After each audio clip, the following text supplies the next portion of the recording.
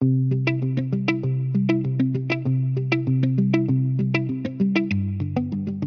episode of Africa's Big Switch, Beatrice and I sat down together with Emmanuel, who is the founder and CEO of Arone Aerial Technologies Limited.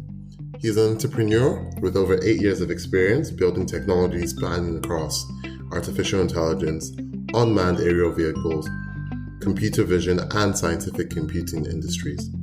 Arone's innovations are widely used in homes across Nigeria to improve energy security, and his work has been recognized and published by national and international bodies such as Total Energies, Oxford Business Group, and BusinessDay. He's also a recipient of awards from the 2018 National Information Technology Development Agency and the Office for ICT, Innovation and Entrepreneurship. We hope you enjoy this. Welcome to another episode of Africa's Big Switch. My name is Beatrice, and with me today co-hosting is Joshua. So we're joined today by Emmanuel Ezenwere. Welcome, Emmanuel. Thank you. It's very lovely to have you here today on the podcast, and we'll just jump straight into it. So can you start by telling us a little bit about yourself and how you got into the energy generation and distribution industry? Awesome. So I'm Emmanuel Ezenwere, and I'm the founder and CEO of Arone. And at Arone, we're focused on solving and developing technology around UAV technology and clean energy. And the focus is on improving healthcare and electricity access within Nigeria, and our facility is at Enugu, Nigeria. At Arone Energy, we manufacture low-cost clean energy devices that provide electricity for homes and businesses. And we do that by storing electricity when the grid has power, which is not very often in a day, and then combining that with electricity from the sun to ensure that you have reliable electricity all day. And with that, we're hoping to transition Nigeria from petrol use to clean energy for electricity. Very nice. It sounds like you're solving a very key problem in the country, because as we all know, for a lot of Nigerians, we know that having access to electricity is one of the biggest issues that we have. So really glad to see somebody young and passionate about the industry. So can you give us a little bit about yourself and kind of what you've done in the past and how you essentially got to this space now where you started the company? Awesome. So I'll say I'm still young. She's incredible, by the way. Thank you. I started off building right from university. Then I was into programming, scientific programming, super passionate about physics, maths, and science in general, and writing computer programs. Learned about entrepreneurship in 2016 and doing an on-campus incubator.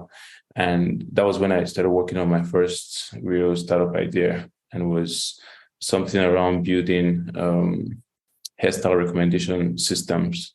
And it was nice. It got me to see this whole new world of shipping a product, of understanding your customers. But then it didn't last quite long, because I realized I wanted to do something that interfaced robotics with solving a more impactful problem.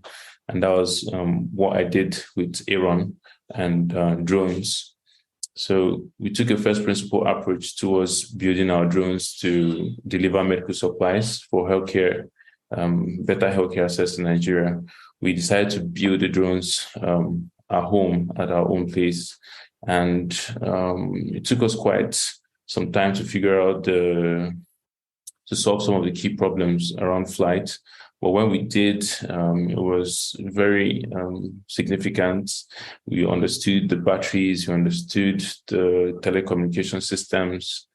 And so it was now a question of, we have this very equally serious problem around electricity. Or if we could use what we've learned about these batteries to provide electricity for homes and solve this problem, even while aiming for solving the healthcare problem. And that was what we did throughout 2022, and that's what has led to us now. Sounds like you've actually had a very unique journey because you've gone from doing some work in the aerospace industry to the healthcare industry and now in the energy industry. Are these all other industries ones that you're still currently working in, or have you kind of completely pivoted to just energy? So there are currently divisions within Arone, mostly at the R&D level. Our first commercial venture that has received some significant success, market success, is Arone Energy, which is our solar home system, our solar grid system. Okay, very nice. And you mentioned at some point as well the campus incubator that you kind of were part of. How do you think that's shaped you and your journey to where you are today? What are the main benefits for you from doing that incubator program? I would say it was significant. I don't think we would have come this far, this early, without that experience, because being able to think less about the product you're building and more about who is going to use your product, how many people will use your product, how do I make this sustainable, how do I raise capital, was what they brought to me that I completely didn't know of. Mm-hmm. And it basically brought the whole startup process into something I could learn about within 6 months. And that shaped my understanding of what it takes to get a product from, your idea or your mind into the market.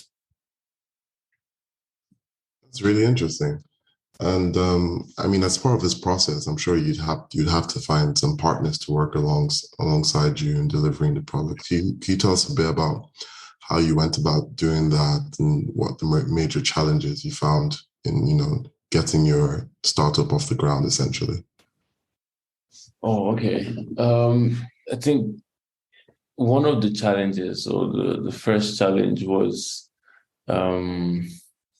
getting the skill required for someone that was just good with programming, now going to do some aspect of aerospace engineering that involves many other components, the avionics and the rest. It was quite a learning curve for me. So I had to enroll 4 courses, both on Udacity, Coursera, and do a lot of studying and experimentation to bridge that knowledge gap. I equally connected with a few other passionate people along the way that contributed to some extent throughout the journey. So the process of upskilling, learning, and also reaching out to people who knew more about certain aspects and seeing how they could tie into the vision. Okay, very interesting. And you mentioned that the Arone Energy, you essentially solve solutions for businesses and households by providing energy storage. Do you focus on low-income households, small businesses, or across the spectrum of different households and businesses? Okay, I think we've focused on the middle income, and reason being, we saw that there are solutions for the low income household, there are solutions for the high income household in terms of being able to go to the market, buy batteries, buy an inverter, 3 kVA to 5 kVA inverter, and get an installer who installs that with the controller and solar panels. And then when you go to the solar home system, the low income side, there was a prominent player that was also providing something, a 1-bedroom apartment in, say, a community could use just to power light bulbs and maybe some form of DC TV. So we felt we saw that there was this gap for the middle income or the average Nigerian who would have maybe a 2-bedroom or a 1-bedroom, but has their fan, their TVs, and sometimes even a fridge, and would equally like to have power outside a petrol generator or the grid. And that was what we focused on. Okay. So you essentially found a niche within the industry and took advantage of it. That's okay. That's very cool. Yeah. And in terms of your the products you offer, so I was looking through your website. Do you manufacture these batteries? Do you kind of assemble them, or you just have very good supply partners? So for the batteries, we do assembly. We don't manufacture the cells, but we build the battery packs in-house from the cells. We develop the electronic circuits for the entire system. We build the enclosure ourselves. Sub-components such as the inverter and power supply are bought, but we produce, say, 60 to 70% of the entire product in-house here in Enugu, Nigeria. So I was saying that you just mentioned bits of your hardware, essentially. So for me, a potential customer, for example, who was going to get your product, what do these bits and pieces look like? So what key pieces of hardware would I need to have to be able to have backup electricity for my business or for my home? If you were to get backup power today, you'd have to buy batteries, you buy an inverter, and then optionally a charge controller and solar panel. But what we've done is we've gotten all the systems and built it into one compact unit, and that's the Lumina. And within that unit, you have the batteries and these other subcomponents. So as a customer, you're just buying one product, which is the Lumina, and it has all the subcomponents inside it. And with this, you can either use plug and play by connecting your appliances directly to it, or you connect it to your home wiring, and then you have your wall sockets and your lights powered. And the advantage of this is, one, we're reducing the complexity of an installation. And so it means you can do the installation yourself if you want to connect your home wiring or just plug and play. Or two is that we're reducing the cost of installation. So where it might cost you up to 50,000 naira for an electrician to do a full installation for you, we can pay as little as 10,000 naira, so like 1/5 the cost for that same installation, because we've made the system really simple. Okay. And when you have customers that come to you and say they're looking for a particular solution, do you perform kind of like an energy assessment in the first place to say, this is what we think we can provide for you, and this is what it will be able to support? So it will be able to carry like 5 lights and televisions and stuff. Is that part of the initial consultation? Yes. So we have sales representatives that ask customers, or what power issues do you have, just to try to understand their power needs and their setup at home. What appliances do you have?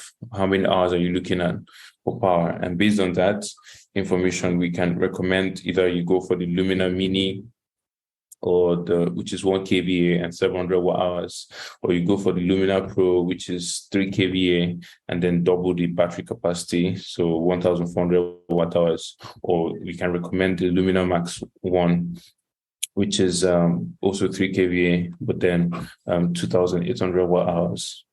So based on the information we get that reflects your power needs, we recommend the appropriate device to go for.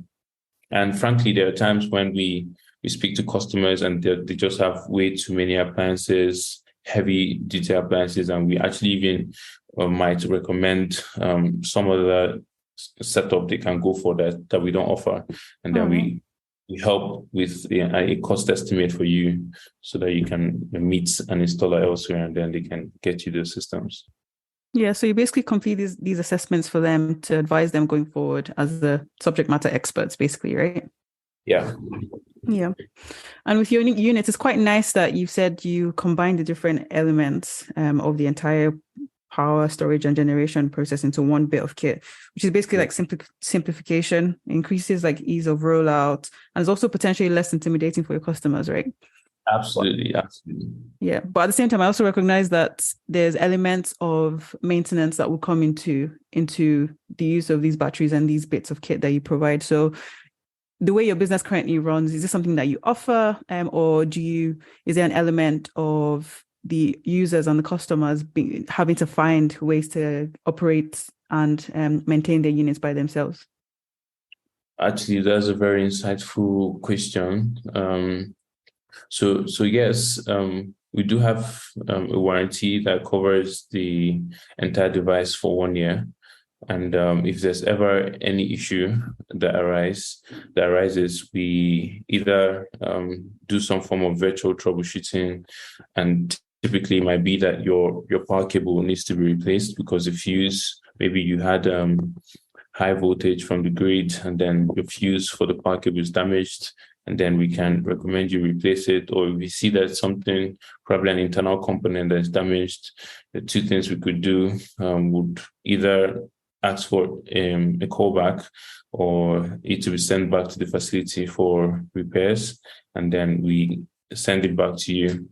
Or we have a technical personnel come over to your residence to replace whatever component is damaged, and which is what we're now doing more of now, where we have technical people that are in various states and that can come visit in case there's any need for maintenance. And also, this is part of the next few months, we're making some improvements to the Lumina that will allow customers to be able to maybe replace fuses or circuit breaker at the outside, also externally on the module, instead of having to call for a technician to come and do that. We have those things on the outside. You can easily replace a fuse. And most of these issues could come from fluctuations in the power from the grid to charge the Lumina, or some form of short circuit within your house that goes back into the Lumina. So we're focused on making it very easy to handle components that get damaged because of due to these problems. I'll assume that that's one of the main issues that you get regularly. So fuses going out. Yeah. For your customers right now, you're currently based in Enugu. Can you tell us a little bit more about what your business looks like beyond Enugu? Because you've just mentioned several other states. How far out into the rest of the country does your business extend at the moment? So we've delivered to as far as Kaduna and Kano states. In fact, most of our customers are in Lagos. Okay. So I'll say we have quite a wide coverage. We operate more like an e-commerce business, where we sell directly to our customers, primarily through online platforms, and then we have technicians in the various states that can be scheduled to come for installation or any form of maintenance. Okay, very, very interesting. So just of that point, so do you retain these technicians as part of the Arone company group, or are they just more contract workers? When there's a job available, they make themselves available for it? They're more of contractors, but we've used most of them for over a year, at least a year plus, and I would say that they're more consistent, because I feel an installation is not something that it can always be scheduled. With proper planning, we can always schedule and find a time when that will be convenient for you or the customer. So I would say, yeah, we're able to retain them, but they are not full employees of the company. Okay, interesting. No, I was just trying to get to my main question, which was how big is your team, and what size do you want to reach eventually as you grow? Okay, we're about 20 now, and we're looking to grow to, I think, between 55 and 70 something by Q1 of next year. Wow, very ambitious. That's really good. I love that you have big plans. Always great to see the passion and energy to resolving the energy issue that the country has. So I'll just take us back a little bit. So we've spoken about the customer. We've also spoken a little bit about the way your business is currently set up. We know that customer is king, yes, but a big part of your business is the bits of hardware that you use to build your kits, right? So I'm curious to find out a little bit more about your supply chain and how you manage that. What are some of the main challenges that you sometimes have, and how do you resolve them?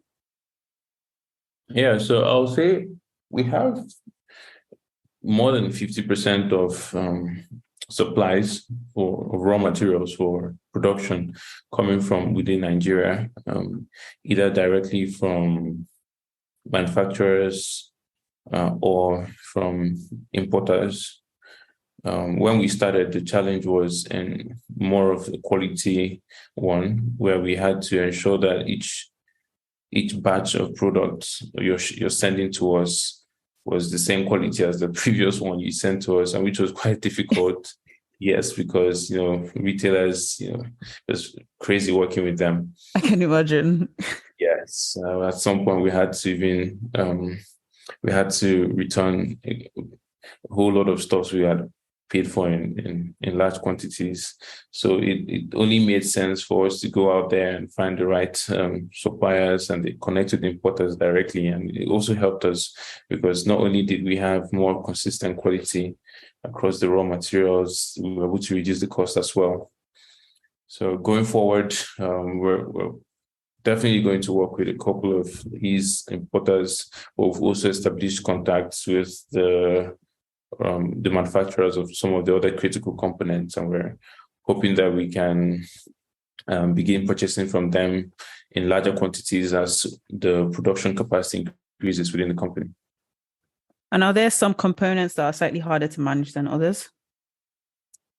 I wouldn't say so now. I mean, definitely, but within the skill of the team, I would say it's we can handle everything. There's no one that would say that particularly stands out with this. We've had to come up with solutions internally, externally to address every key problem in the assembly process. With your team, you just mentioned, actually, how do you manage their training and their experience on the job or formally? Do you want to give us a little bit of an insight into that? So beyond recruiting people with the right background, some level of industry experience, we do have some level of on-site training. It involves you getting familiar with our system, how each department operates, depending on the department you're going to be placed in. And within that training, at the end of that training, you should be competent enough to handle that specific task. So when we started off, there was a lot of cross-department work, and which required being dexterous and having a broad knowledge. But now we've been able to sectionalize the entire company and production and assembly process. So you're most likely going to be competent enough to handle whatever section you're being placed in now. Mm-hmm. So I'm going to put you a little bit on the spot now and ask you if you could potentially give us some kind of anecdote of maybe working with some of your engineers or people that assemble these products in your factory. So have you had any interesting stories with people that you're working with? Because we all know that sometimes people can be the hardest bit of a business. So do you have anything for us?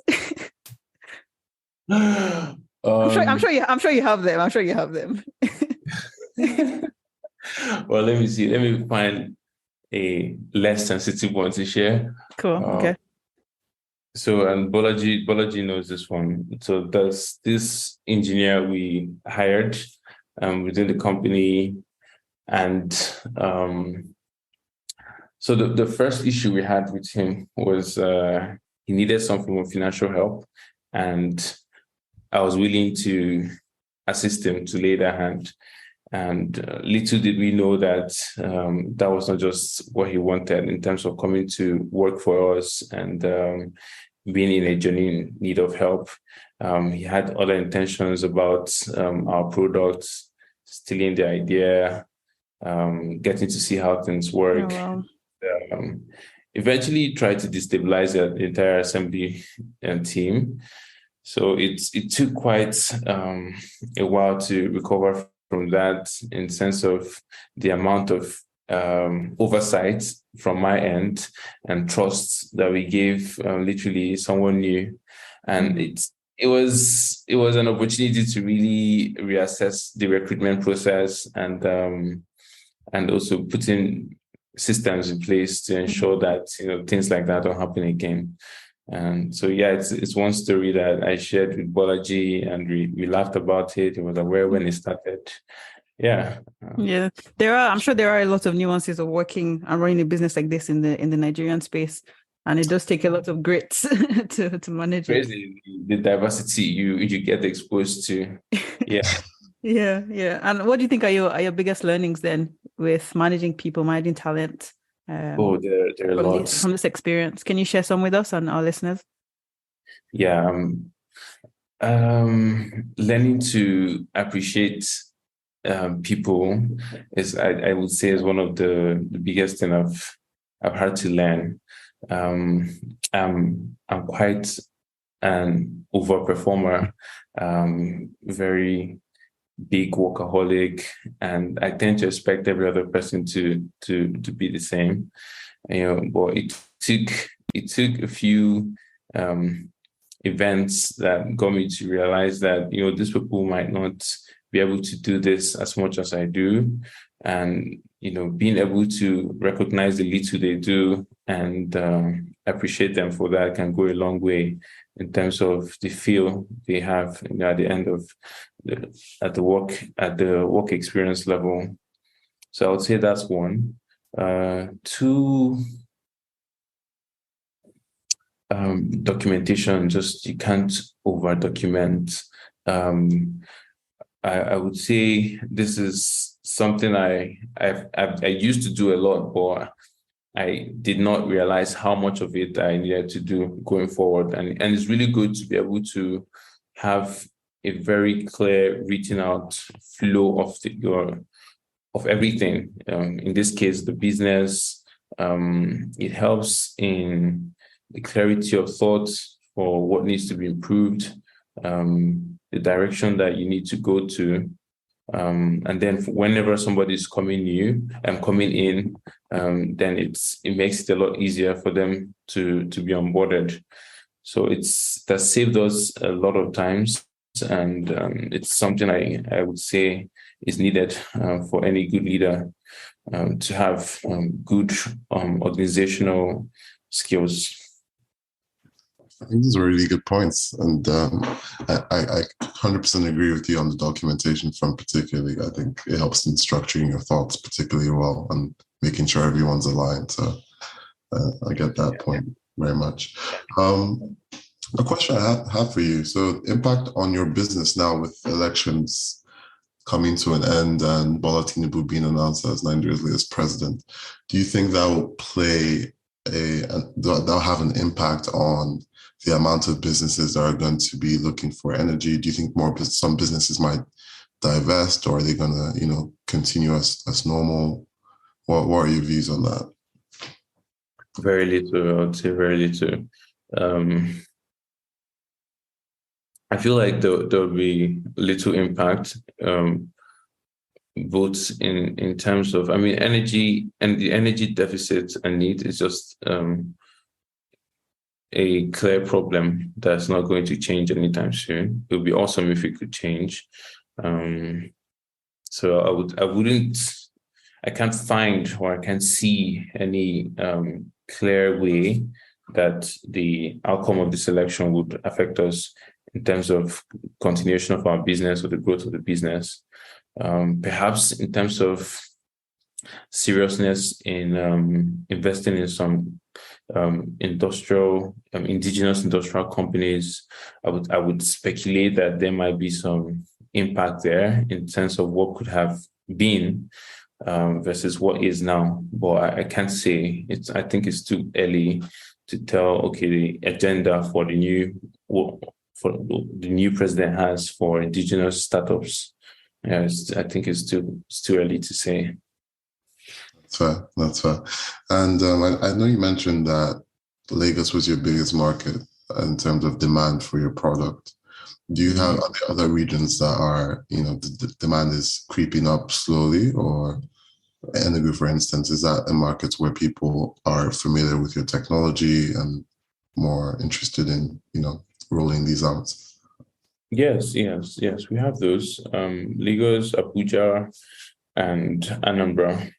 These are places that we're looking to have physical presence in beyond Enugu soon. And this is reflective of the energy need in that region and the purchasing power within that region as well. Okay, perfect. Thank you for that. Beatrice, did you want to add something to that? I did have one final question, actually. So you mentioned that with your product, you primarily almost run it like an e-commerce business. So does that mean that you don't have any credit facilities at all? Or do you have any kind of payment plans that you have available for your customers? Or is it very much cash for receipt of goods? So we barely ever handle cash. Mostly via online payments, but we have an instrumental payment plan where customers can spread their payments for Illumina across 4 months and then pay monthly. And we have an internal team that handles this. We also have a partner that Clump that provides that facility for customers that come through them. And is that payment process for you working smoothly at the moment? So the platforms that you use and the servicing companies essentially that you use for your payments, do you usually have any issues with them, or is it quite smooth? No, it's actually great. We've not had any issues with any of them. Yeah, for sure. I know that a lot of payment and payment platforms in Nigeria have been growing quite well and doing very much in terms of improvement. So it's glad to see that a company like yours is benefiting from those kind of process improvements. Yeah, that's true. So Emmanuel, on funding, where are you right now in terms of like capital raising? Are you trying to reach a particular amount of Luminas to be deployed first, or are you currently seeking funding from investors? Okay, great. So yes, we have a pre-seed round ongoing where we're raising $1.5 million to scale production, and we have quite interesting investors we're already speaking with for this round and who will be participating in this round. Last year, we mostly self-funded. We got a few angel investors in the mix. Excellent angel investors, very supportive people. We also got grants from some organizations in Canada, Kenya, and this was what helped basically kick off the business, establish that this was get product market fit, and we're looking now to scale that impact this year onward. So last year, first business year in operations, we did over $50,000 in revenue, and we shipped 80 plus devices from entire last year's operation. We're growing really fast now. We've done almost 30% of that revenue within just 1 month of 2023. And so, we're targeting 1,500 units in production for 2023. We feel we have a very good chance of achieving that, and hopefully we surpass that too. Very ambitious, and I love the growth plan. And just a few follow-ups. So from an investor's perspective, your business model essentially, it identifies a problem, it solves the problem, and then in terms of sales, is it a one-time payment, or is it is it spread across different months for the customer? So it's mostly an upfront payment, but then we have the provision for customers to spread that payment across 4 months. But then they receive their device after they've completed their payment.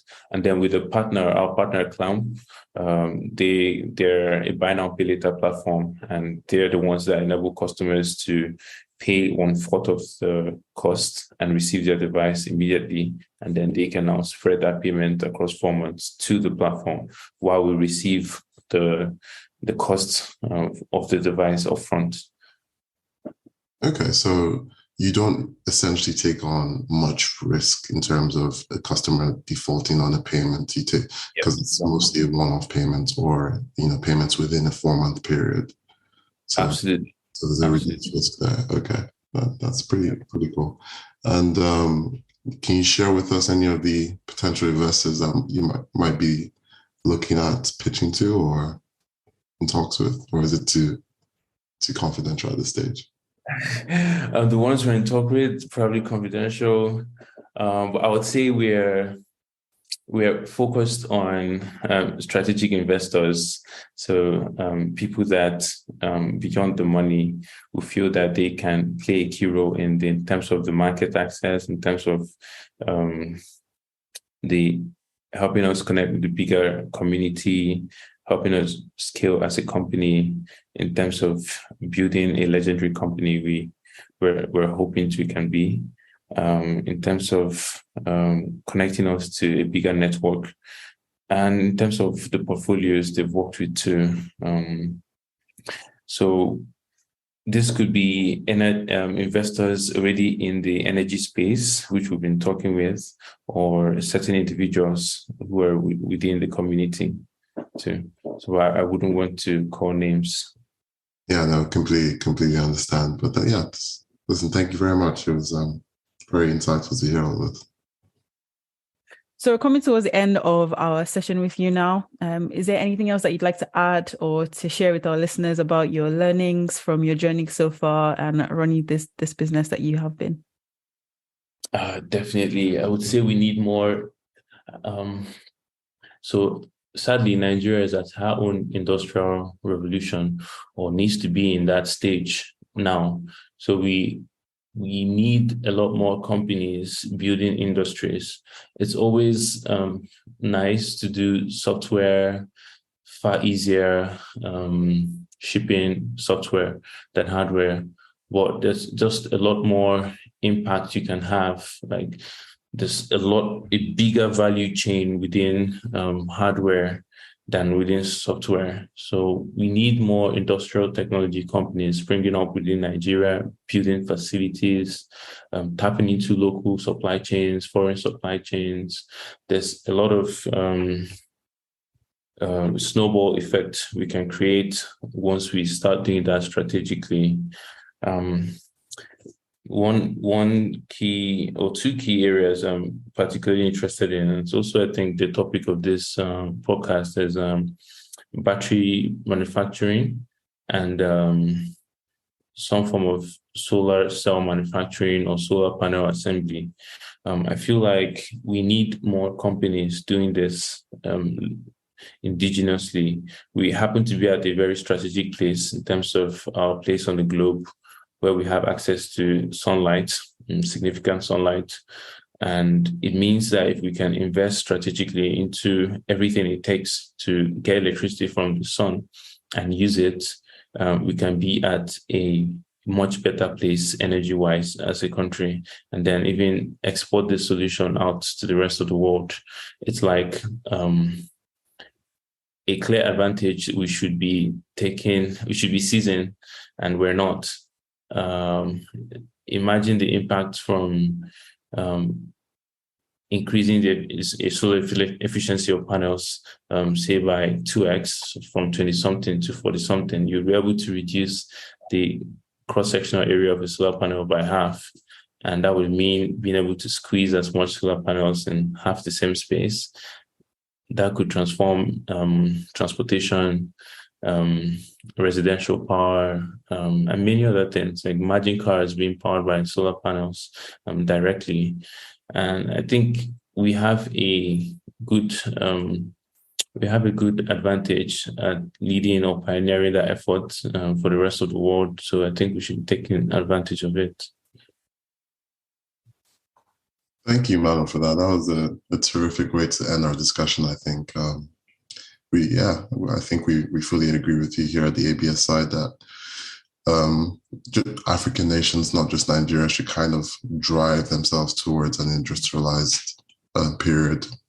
And it's very commendable to see people like you starting that up and trying to push this strategy forward. So thanks for that. Thank you. So a bonus question that we usually ask all our, I say usually, but typically ask all our guests on the ABS show is, if you were given an all expense paid trip to go anywhere in Africa, where would you go? So I would say Namibia, because I got this amazing feedback from a friend who had been there recently, and it was awesome. Visiting the desert and then the wildlife there. So I would say Namibia, just because of that. Okay. So just because of the desert and the wildlife. Interesting. Yeah.